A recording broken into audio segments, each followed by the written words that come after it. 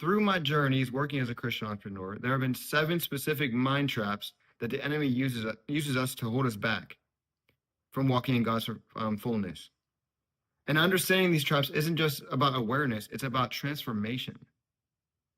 Right? The first trap that he tries to put us in and use against us is the scarcity trap. Yes. It's perhaps the most subtle, yet devastating. It manifests when we start believing there isn't enough to go around. Mm-hmm. The market's too saturated, right? I can't win there. Everybody else is doing deals there. And when you see entrepreneurs hesitate to serve in their full market, is when they start undercharging for their services, when they start taking less than what they deserve, and when they start holding themselves back from their own personal growth. But listen to what Jesus says in John 10:10. I have come that they may have life and have it more abundantly. And that Greek word abundantly is actually, I may say it wrong, so pardon me, but a pharisos. And it means exceeding, extraordinary, and surpassing all expectations. And let me say something personal. When I was caught in that franchise situation, I was operating from scarcity. I thought I needed their systems. I thought I needed some knowledge I didn't already have.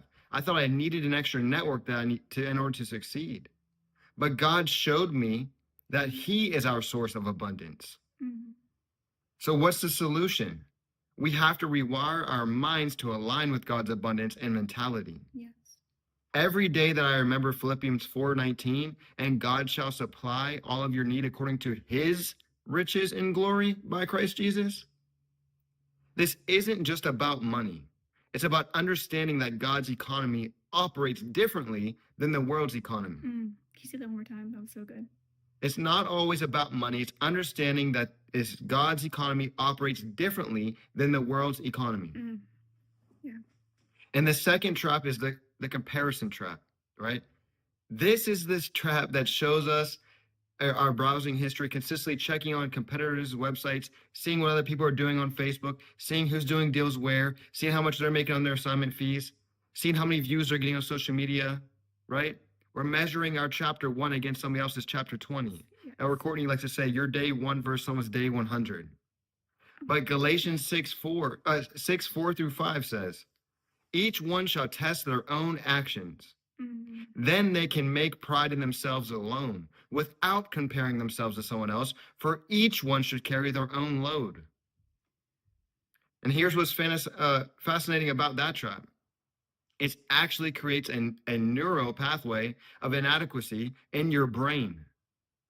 And every time you fall into comparison, you're literally rewiring your mind for failure. Yes. Got me hot. The solution is what I call a kingdom metric. Instead of measuring yourself against competitors, measure yourself against God's specific calling on your business. Because when you do this, you'll find the freedom to operate in your unique assignments. Yes. We were all put here to do an assignment, and we're not all put here to do the same thing. God has His unique creativity in each one of us, and God is omnipresent. He's everywhere in all different ways, in so many different ways we can't even imagine. How can God be so good there, and here all at the same time? Because He's unique. And He put a piece of uniqueness inside of each one of us that is different, which is why we can serve with each other, we can serve each other, and we can make impact with each other, or with alone, or with different groups of people we never saw ourselves with. Yes. And the third trap is the timeline trap. This is where many of us entrepreneurs in many communities get stuck. They have the strong faith at the beginning, but then they start seeking new ideas because of the lack of faith in what they're doing. Mm-hmm. Everybody wants it to happen on their time instead of trusting God's time. The lack of clarity. The lack of clarity that I should have already been here now. I should have already closed this now. Mm-hmm. I should already be at this level now, right? We always think about what we should have instead of what we need to become. Mm-hmm. Because the faster we become something, the faster God allows us to do it. And when we actually get to do it is when we get to have it. And Isaiah 55:8-9 reminds us, God says, for my thoughts are not your thoughts. Neither are your ways my ways, declares the Lord. As the heavens are higher than earth, so are my ways higher than your ways, and my thoughts than your thoughts. So let me show you how this played out in my own business, right? When God led me to write that book, it wasn't in my timeline. He didn't even he didn't even say that you're going to do this thing right here and then you're going to release on this day. I didn't get that mind drop in my mind, right? It was all on his timing. It was perfect. For whatever reason, whenever I was ready to put it out, when I was ready to write it, everything happened accordingly to his will. When the message was needed, when people needed it, they got it. Some people that I never even spoke to ended up buying copies the first couple hours that I just made a post about it.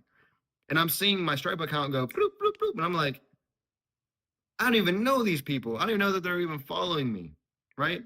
I never even talked to them a day in my entire life. Yeah. It is not about them actually buying a copy, but it's about the fact that they needed to hear that or they needed to see that because that's when God was calling them to see it. Yeah. And the fourth trap is the control trap. This trap manifests in overworking, micromanaging, and refusing to delegate. Key word there, refusing to delegate. You have to delegate. God delegates angels. God can do it all himself. He still delegates his angels. He told Gabriel and them to get the trumpets. He didn't need to do that. He could have blew some wind, right? And Satan's armies would have went right back to where they came from. But it's because we think that we just have to work harder. We have to plan better. We need to control more variables. And that's going to guarantee our success. But again, Proverbs 16:9 says what? In their hearts, humans plan their course, but the Lord establishes their steps. This verse isn't just telling us to plan. It's telling us to hold our plans loosely. Yes. To be okay with change, to know when you need to adapt, when you need to change, when you need to change strategies, shift gears. It's gonna pivot. You need to pivot. The solution is what I call a strategic surrender. It's planning with wisdom while remaining flexible to God's direction. It's building systems while you're staying sensitive to the Spirit's leading. Which takes us to our next step, our next trap, the knowledge trap. This trap is especially dangerous for successful entrepreneurs. It's relying on business knowledge, market research, and proven strategies above God's wisdom. This is where we say, oh, that guy got the right answer from me. Or I'm going to go learn from him. I'm going to do everything they say, and I'm going to ignore the things that I'm hearing. For Corinthians 3:19, it warns us what? For the wisdom of this world is foolishness in God's sight. And that doesn't mean business knowledge is invaluable from people. It just means it must be filtered through God's wisdom. Yeah. Life should be a conclusion of all the advice you get from everybody. And it should be your own conclusion that guides you to whichever way you need to go. Your conclusion is coming from God. It's coming from the Lord. It's not because they said so or they said so, because what they said might contradict what the other person said, and then you get confused and stuck because you're relying on them and the world's wisdom instead of God's wisdom that he's giving you. Yeah. And I fell into that trap. When I got that franchise, when I thought that their knowledge and their systems was greater key to my success. But God showed me that wisdom starts with him in Proverbs 9:10. Declares, the fear of the Lord is the beginning of wisdom, right? When things started getting bad, I started getting worried. I am doing fantastic work. I am closing deals, God. What is happening? Why am I losing so much money from everything that I put in? Everything that I'm doing, I was already doing before I got this thing. And now I'm losing more than I could ever even take in. I'm not even working for myself at this point. I started getting fearful of I don't know what can happen next, right? And then that's when I realized this is the beginning of wisdom because I learned something. I learned that what I was doing, what I thought I was doing was wrong. And what I need to go back is doing what he told me to do in the first place. The sixth trap is called the fear trap. This trap manifests in decision paralysis, risk aversions, and playing it safe. It's when we let the what if scenarios override what is God's promises. Isaiah 41:10 addresses this directly. So do not fear, for I am with you. Do not be dismayed, for I am your God. I will strengthen you and help you, and I will uphold you with my righteous right hand. The solution to this fear trap is what I call faith-fueled action. It's not the absence of fear, it's moving forward in faith despite the fear. Yes. When Yes. I felt God pushing me to restructure my business and focus on serving the industry, it was scary because I was leaving behind the things that I was doing every day to make me money. Yeah. I was starting to rely on my creativity that God was giving me to create new things, new sites, new products, new videos.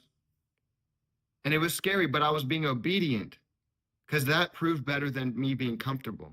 Mm. Now, the seventh thing is an identity trap. This is the final trap, and it's perhaps the most fundamental. It's defining yourself by your business success rather than your identity in Christ. It's thinking, I am what I achieve, instead of I am who God says I am. Galatians 3:23-24 tells us, whatever you do, work at it with all of your heart, as working for the Lord, not for human masters, knowing that you will receive an inheritance from the Lord as a reward. It's a byproduct from you doing something. It is in the Lord Christ you are serving. There it is. Serve Christ, get the reward. Yeah. Serve man, become a slave to a master. Mm-hmm. Yeah. The solution to this is daily identifying reinforcement. You have to give yourself an identity reinforcement every single day. Every morning before we look at metrics, check emails, we remind ourselves foremost in front that we are a child of God. We're called to steward his resources for his glory, not ours. For his glory, for his will be done, not mine. For thy kingdom come,